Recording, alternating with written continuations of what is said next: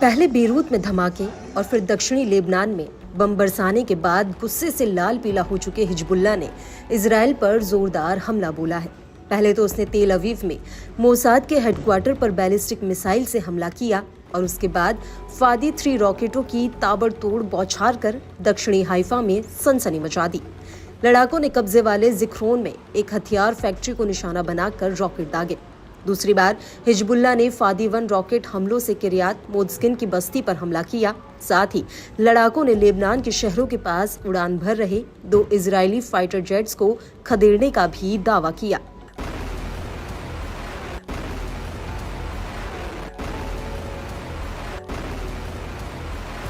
Hezbollah ने अपने बयान में कहा कि प्रतिरोध ने बेका घाटी और दक्षिणी लेबनान के अलग अलग इलाकों पर इजरायली हमले के बावजूद उत्तरी कब्जे वाले फिलिस्तीन में इजरायल के सैन्य ठिकानों पर हमलों को बढ़ाया है। लड़ाकों ने रामिया मिलिट्री साइट पर भी हमला किया है। उस पर बने खुफिया जानकारी जुटाने वाले उपकरणों को निशाना बनाया। सटीक हथियारों का इस्तेमाल करते हुए लड़ाकों ने इजरायली के कई हार्डवेयर्स को तबाह किया।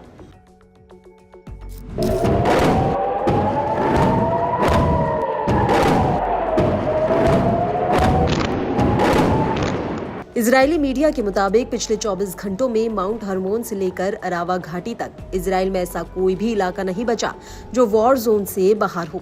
उत्तरी इजरायल के गोनेन, लहावा बोट, हाबाशान और किरियात शमूना की बस्तियों में भी हवाई हमले के सायरन सुनाई दिए।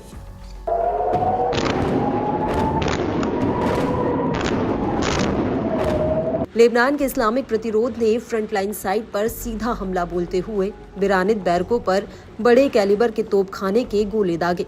इससे उत्तर में कैटजरीन से लेकर रोशपिना, सफद और माउंट मेरोन तक फैले इलाकों में लोगों को बॉम्ब शेल्टर्स में रहने की सलाह दी गई।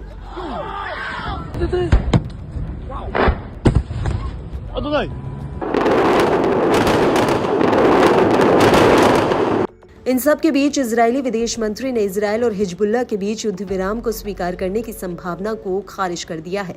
उन्होंने कहा कि उत्तर में कोई युद्ध विराम नहीं होगा। हम जीत और उत्तर के निवासियों की सुरक्षित वापसी तक हिजबुल्लाह के खिलाफ अपनी पूरी ताकत से लड़ते रहेंगे। इजरायली पीएमओ ने भी सीज फायर प्रस्ताव को खारिज करते हुए कहा कि युद्ध विराम के बारे में खबर सच नहीं है। यह एक अमेरिकी फ्रांसीसी प्रस्ताव है जिस पर प्रधानमंत्री ने कोई प्रतिक्रिया नहीं दी है। नेतन्याहू के कार्यालय ने कहा कि प्रधानमंत्री ने आईडीएफ को पूरी ताकत से लड़ाई जारी रखने का निर्देश दिया है।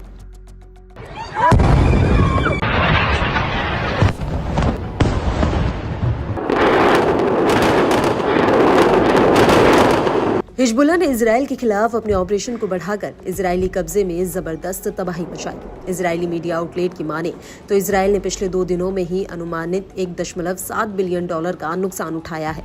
केन के मुताबिक सोमवार को लेबनान पर इजरायल के हमलों से लगभग $173 मिलियन का नुकसान हुआ। इजरायली अधिकारियों ने ऐसी आशंका जताई है कि अगर लेबनान के साथ 10 दिनों से अधिक समय तक संघर्ष चलता है तो इससे इजरायली सेना पर अतिरिक्त बोझ पड़ेगा।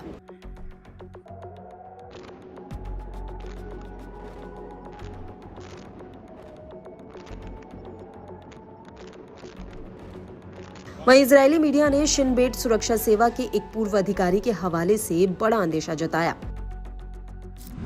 उन्होंने कहा कि मध्य इजरायल की ओर रॉकेट लॉन्च करने की हिजबुल्लाह की ताकत को कम करके नहीं आंका जाना चाहिए।